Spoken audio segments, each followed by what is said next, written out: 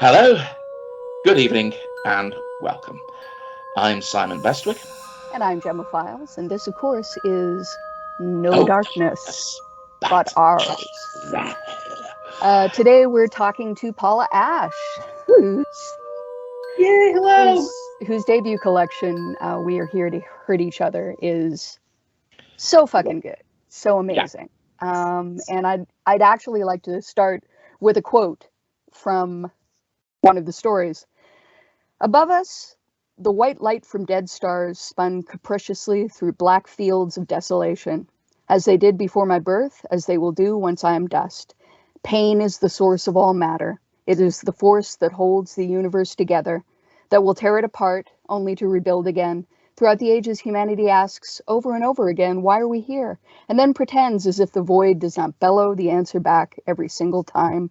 We are here to hurt each other, again and again and again, in perpetuity. Yeah.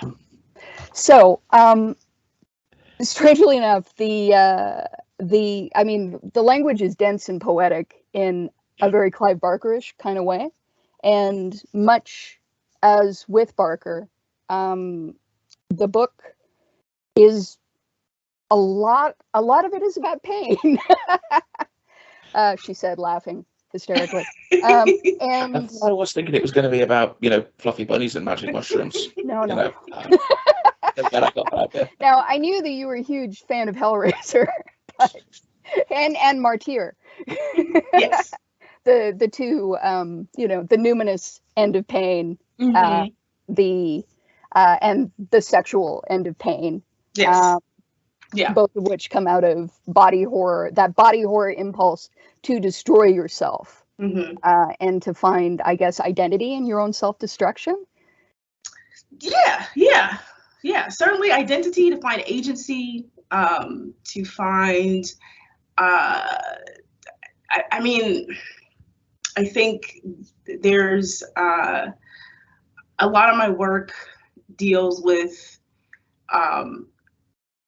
pain as like pain, the transformative qualities of pain, I guess. Yes. What I'm trying to get at, and how there are various reasons why one might go through that, because certainly it's pain.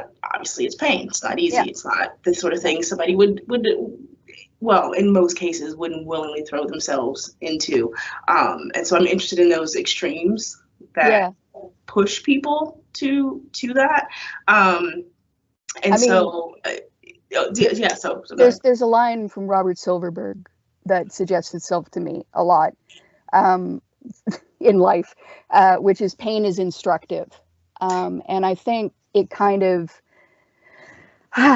speaks to that thing of creating a pain that you can control to get through a pain that you can't control. Yes. Like self-harm, that kind of thing. Yeah. Yes. Yeah. Very much like that. PTSD, setting limits for your pain and saying, I don't know when the pain is going to descend on me, so I will find a way to let the pain out. Yes. To minimize it and to, well, not minimize it, but almost to create a channel for it. And I don't want to be, I don't want to be gender essentialist about it, but I gotta say that it seems very female to me. This idea. Funny.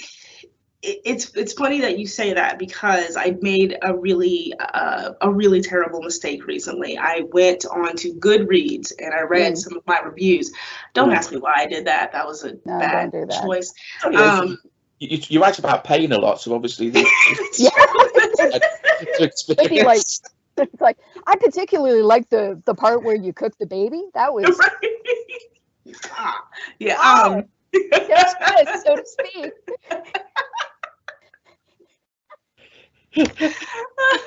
Oh man, y'all are my people. But the thing was, the review, for the most part, I didn't read all of them, but there was one in particular, and I know I'm not supposed to respond to it, and I'm responding to it only because I think it's interesting in line of what Gemma, what you just said. Like, one of the things that somebody said, and I thought was really interesting, they said, and I don't even know if they meant it in terms of being a critical, or like a complaint, was that the women in We Are Here to Hurt Each Other suffer so much, and they were looking forward to when the men suffer too. And I was like, that's true. But I think it also comes back to the way that in film, quite often, the it's not necessarily just about the eroticization of suffering and of pain, and how that's always been presented to us most often in like the male gaze and all that, and it's a cisgender heteronormative kind of gaze. But I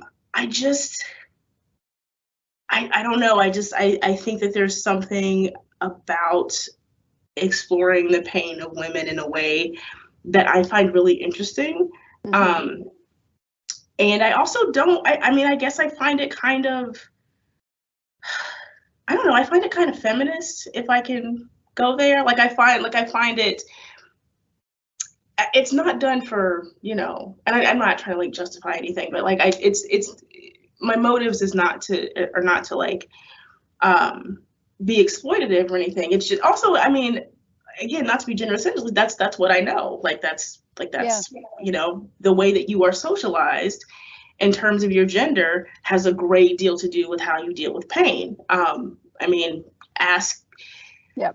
You put it on lock, you put it on hold, you push it away. Yeah. With other people's pain.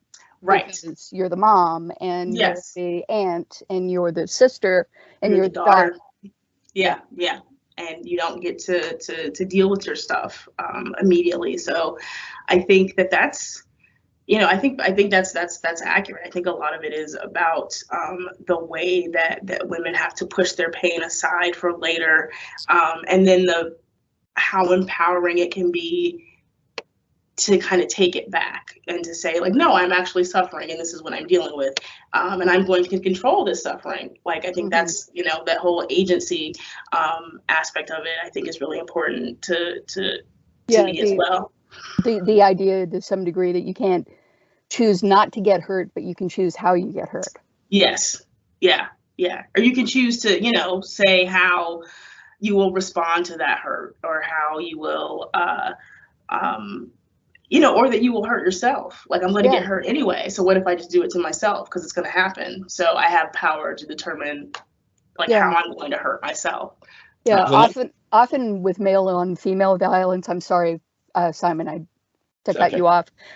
With male on female violence, there's this sense of reduction that you have been reduced. You've been reduced to a body. You've been reduced to a corpse. You've been reduced to a toy with wounds all over it. But there's something about owning your own pain that makes you feel huge. It's additive. Yes. But it does. It's the opposite of reducing you. Yeah, it makes you gigantic. It makes you gigantic. It makes you you feel like a titan. Like you're, pain kaiju. Yeah, and they were, and now that's something right there. I like that. But yeah, which again is very Barkarian. Yes. Like, let's all climb together. Yeah, the hills of the cities. Then we do get out. But yeah, that's I think that's it. I think it when so much, again, I mean this in terms of like very traditional gender socialization for women. We're meant to be smaller. I mean, like that's just that's everything about women is meant to be goals in your own life kind of thing. Yeah. To other people is the expectation. Yeah. That you help other people. You are the angel of the house. You're the aid. You're the salve. Right. Right. Somebody else gets hurt and you go, let me do something about that. Yeah. Take care of that. But not to take care of yourself. And so I think that it is very, it makes you feel a sense of power and a sense of agency and a sense of what was I was going to use a word and I can't remember what it was, but it makes you feel like you were saying, Gemma, it makes you feel bigger than yourself, but it also makes you feel like you can't be kind of denied anymore. Like there's realness to it. There's a materiality to it, I think. Yeah, absolutely. That is absolutely true. It's kind of the anti-gaslighting thing where, it's like that's where you move from crazy bitch to crazy bitch, where the guy's like, it's like, oh, you don't hurt as much as you say you are. Mm-hmm. Say you're hurt. You're not in pain. What are you talking about? And you're like, look at this. Right. It's like, oh, yeah. There's a power as well, isn't there, in sort of saying, hurt me. I'm gonna hurt myself. Not because one of the biggest impulses is usually avoid pain, avoid suffering. Yes. And we were talking about Barker. I mean, another Barker who was a big influence on me, more because I had a bit of an acting background, is the playwright Howard Barker, and he writes a lot about sexual desire and its kind of effects, and also about pain. But he did sort of say that one of the things that the theatre does or can do is it mocks the sort of one of the central impulses of our lives, which is self-preservation. And in real life, we say, this far and no further, my sanity demands it. And in the theatre, we say, this far and farther still. Is that thing of you going to that level of extremity. And of course, a lot of the characters quite a few of your characters kind of have a selection of shitty choices. Basically, it is kind of like, yes, I can't choose. Okay, so let's see, not being horribly hurt in some way is not really an option on the menu. It's just, do I get gouged in the eye or get a red hot poker up my arse, or which one shall we pick tonight? Yeah. Hold my hand as I submerge my face in acid. Oh yeah, that's that figure, the guy, the man with the face of teeth.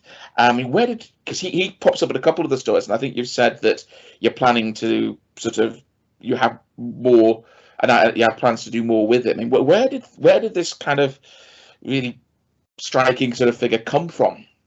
That's a really fantastic question. So it's obvious at this point I'm really odd, and so I like to think of things that scare me before I go to sleep, because sometimes I can't fall asleep, so I'm like, what's really scary? And so one night I was just lying there and I was thinking, like, what if there was somebody in this room and like I just didn't, like, I don't know where they came from, I didn't hear them, they were just standing there. And I thought, what if there was, because I'm always like, as again, for those who read the book, I have a thing about faces.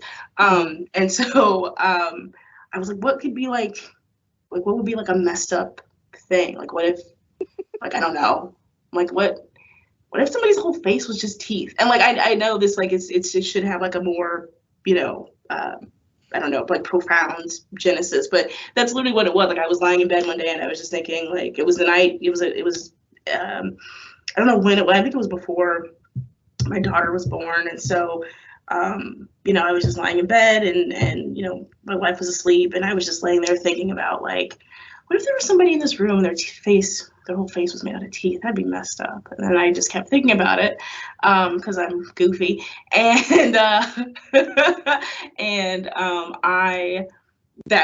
image just kind of developed from there. The first story that I wrote about the man with the face of teeth is the second story in the book, not the first one. Carry On Carrion was the first story that featured him.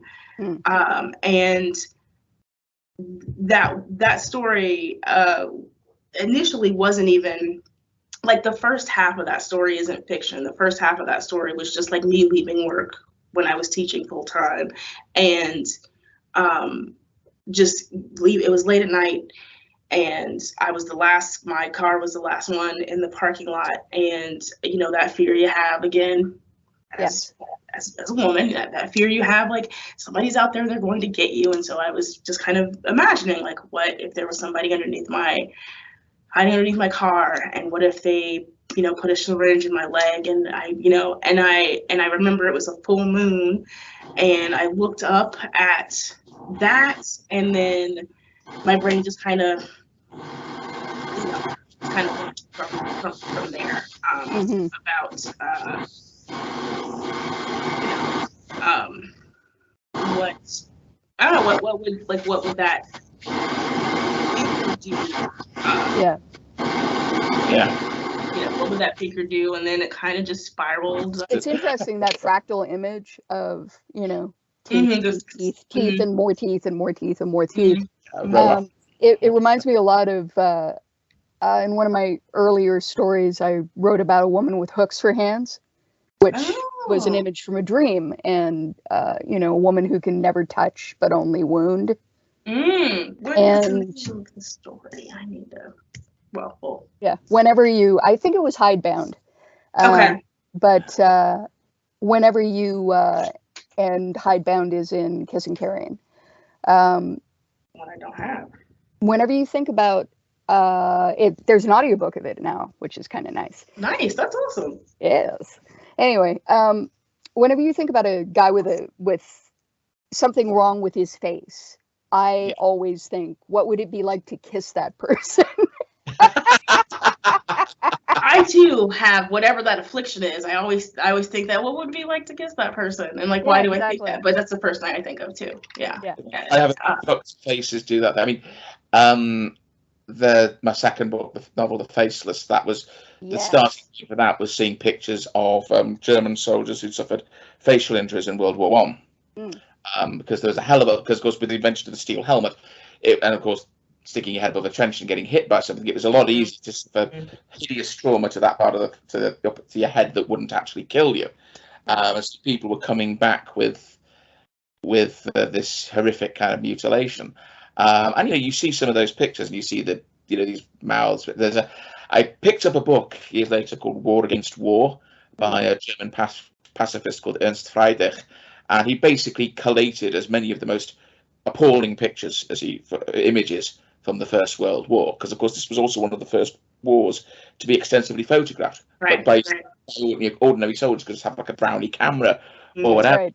And so there's a lot of pictures in that, but there's a lot of pictures of those kind of facial injuries, which obviously you see those, and they tend to stay in your head. Yes. Yeah. There's an absolute understanding at that point of why deconstructionism came out of World War I. Yes. Yeah. Because people had seen other people be deconstructed, be destroyed, be ground down, and it's like, how can you live with a huge hole in your face? Well, you can, unfortunately. Sadly enough, you can. Right? Yes. If you think there's actually, I mean, of course, a lot of the kind of modern plastic surgery, a lot of that came out of the aftermath. But there was also several people, they produced like sort of masks for these soldiers to wear, like very thin painted tin, which are, I mean, of course, your imagination goes there. You kind of partly recoils in horror, and partly, what must that be like? One of the pictures I saw in War Against War, I've never forgotten it, and it's like a profile picture of a guy, and there's like a lower jaw, and everything from like the forehead is just gone. It's like I see a picture of a crescent moon, and somehow this guy was still alive. I don't know how much they managed to reconstruct. But I mean, you kind of, half of you is kind of like, oh my God, thank God we can't see that from the front. And the other half is like, what does that look like from the front? Well, that incredible character from Boardwalk Empire, Richard the sharpshooter, who comes back from World War I, and he's wearing one of those masks. His eye is gone. He has like half of a mustache painted on his, it's like everything is gone from here to here. And at one point he takes it off when he's dying. And you're just like, it's like, here's my face. Yeah. I mean, another fucked up face that really, I mean, there's the kind of thing that stays in my memory is there's a TV show called Horizon, and it was going through a phase of becoming what I refer to it as we're all fucked, because everything it did was some kind of horrifying scenario about how we were all doomed. But it was talking about, you know, the possibility of a new flu pandemic of the sort of the 1918 to 19 variety, which had been the thinking was had probably been some form of avian version. Well, it's still being debated, but there was, as well as kind of like all the horrors of that, there was also another outbreak that followed called encephalitis lethargica, which people think may have been linked to it. And this was the so-called sleepy sickness. And you see it in that film Awakenings, but a lot of the time people often become like partially paralyzed, stiff, almost kind of locked in. And I do remember this image of this guy who was just kind of frozen with his mouth kind of yawning open like that. And his eyes just kind of like staring into the camera. And that fucking stayed with me, I'll tell you. There's a short story, it ended up in my second collection, Pictures of the Dark, called The Hours of the Dead, which was just mainly me freaking out over those images and thinking, this is going to go to a story, you know. I have no fucking clue, and I'm not trying to say anything big or profound here. I'm just, the horror of the horror. Yeah. I love stories like that, where you're just like, this is messed up, and I can't deal with it. A lot of the story, actually, where I'm moving away from the face thing just a bit, but we can come back. But the story Bereft was me freaking out because I had heard the story of Joseph Fritzl, and I was like, what do I do? What do I do with this? Like, I'd never heard anything like that before. And that's where Bereft came from, because I don't understand how. Like, that's the whole, you know, how. That's the whole thing, you know. How does that How does that happen? How do you do that? How does it happen? How do you live with yourself? How do people live with you? Like, well, I mean, essentially, you just, more than anything else, you just decide that what you want is more important than anything. And any possible alternative. And somebody said that's one of the, you know, I think it's Teddy Pratchett, that one of his characters basically asked to define sin, says it's when you treat people as if they were things. Mm-hmm. And that is that's always the kind of the thing of you know, sort of you know, somebody decides this other person doesn't count except as a means to an end of what it is always that I matter more than you. It's what I want matters. I'm one of the only people that I know who's a fan of Prometheus, the film, and part of what I love about it is the character of David, and that is the besetting sin of the engineers and of humanity. And the besetting sin of humanity is to treat things as if they're people and people as if they're things. Yeah, absolutely. You know, if you make something that has human-sized comprehension and then you make it so that it cannot disobey, that's one of the worst things that I can think of. Yeah. You know, every child wants, so, well, I believe every child wants to kill their father. It's like, wants their father dead. I didn't. No, sorry, dude. No. Interesting. I think I mentioned you just had a really shitty dad. I'm sorry. Yes. You and Charlize had a really shitty dad. Had really shitty dads, but that's thankfully that is not the the standard for everybody. So yeah. I think it was mentioned this to you the last time when we were interviewing Linda Rucker, the BBC adaptation of The Invisible Man from 1984, which is the most, possibly the only truly faithful adaptation I've seen of the Wells story. You know, there's no kind of romantic subplots, and Griffin is, I mean, he's an absolute. They actually make Griffin an albino as he is in the story. Which, of course, there's all sorts of stuff about evil albino stereotypes, but of course, there is actually a legitimate reason for him to be an albino. It actually makes it easier for him to make himself invisible. But Griffin is a world-class fucking arsehole. Yeah. And in fact, he was textbook narcissistic personality disorder. This total kind of thing where he just it is kind of like, because I was watching this with my other half, and we were really enjoying it, but she was like, God, he's horrible. He's an arsehole. Doesn't he ever occur to him to like ask politely, kind of, For anything? No. Yeah, I mean, yeah. there are like two things going on with Griffin, which are really interesting. And the first one is to make yourself invisible after having been a spectacle your entire life. Of course. Yes. Of people looking at you and going like, what the fuck is wrong with you? What?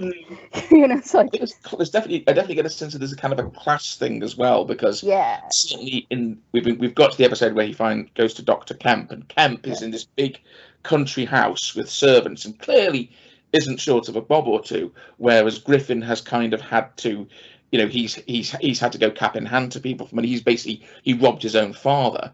So you get very much the impression that he is from a kind of a much lower in the class system, and has had to basically. He does have a wonderful line to Kemp where he says, "Men of your stamp have no idea what real rage is." Yes, and so to become King Invisible the First, to become the Emperor of Nothing, and I mean, listen, I love that line from the Universal Invisible Man, where he says, the drugs I took seemed to light up my brain. But rage can light up your brain. Hate can light up your brain. There's a pleasure that comes out of completely giving way to your impulses, and instead of like, I got to keep that inside. I got to keep that inside. I got to keep the mask on. I got to, But there's this moment. Yeah, my husband is afraid of my anger, which is interesting because I haven't been super angry for quite a long time, but he's known me for 25 years at least, 30 maybe. And when I was younger, there would be these moments where I'd be just like, "Don't ever fucking say that to me again." To somebody, and he'd just be like, because in his family you don't do that at all. And there was a great, I mean, again, coming from a very middle class suburban British background, where the worst thing you could do is make a scene.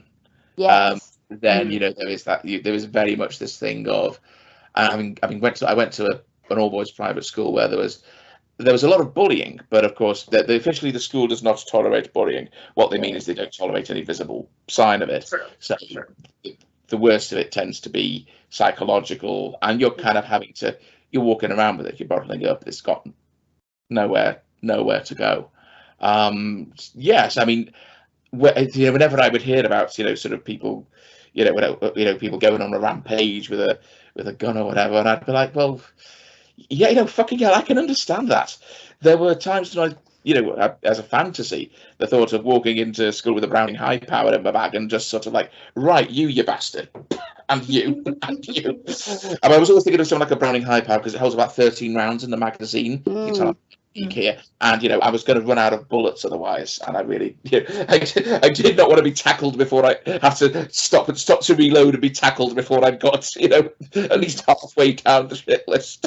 So the power of the powerless, the word of the person who feels they can't speak, and so much of the time that expresses itself all in a burst because it's being repressed for so long, and you feel as though when you let it go, you will go off like a bomb. That was another way that I often thought about it when I was younger, that eventually I would go off like a bomb. And people found it funny to make me do that, to make that happen to me. But also, also it destroys you when you go off like a bomb. Because you have to clean it up. Yes. There's a cleanup. And you're the one who has to clean it up. And you can hear the second part of our interview with Paula Ashe at the same time next week. Paula's Stoker-nominated debut collection, We Are Here to Hurt Each Other, is published by Nictitating Books, and you can buy it from Amazon or Godless. Links are posted in the description below. No Darkness But Ours is made possible through generous donations from horror enthusiasts just like you. If you'd like to support us, you can sign up to our Patreon and get access to exclusive content, or you can make a one-off donation via Ko-Fi. Links in the description below. If you enjoyed this episode, please let us know in the comments, share and subscribe, and don't forget to hit the like button if you're watching us on YouTube. Let us know as well if there's anything you'd really like to hear us talking about in the future, and we'll be back with more at the same time next week. Until then, I have been Simon Bestwick. I am still Gemma Files, and this is, of course, No Darkness. Darkness. Ours. Ours.